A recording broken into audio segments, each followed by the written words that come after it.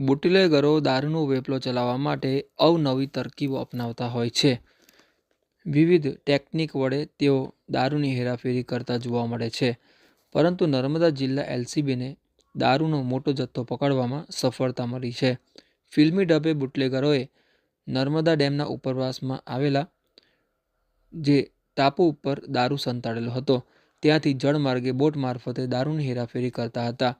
આ અંગેની બાતમી મળતા નર્મદા જિલ્લા એલસીબીના પીઆઈ આરજી ચૌધરી સહિતની ટીમે ત્યાં રેડ કરતા વિદેશી દારૂની કુલ 13,479 બોટલ મળી આવી હતી, જેની કિંમત 17,31,297ની થાય છે. આ તમામ મુદ્દામાલ એલસીબી નર્મદાએ જપ્ત કરીને ગરુડેશ્વર પોલીસ મથકમાં બુટલેગરો વિરુદ્ધ ફરિયાદ દાખલ કરાવી છે. જેમાં ભદ્રેશ ઉર્ફે કાલુ નિકુલભાઈ તડવી રહે જૂના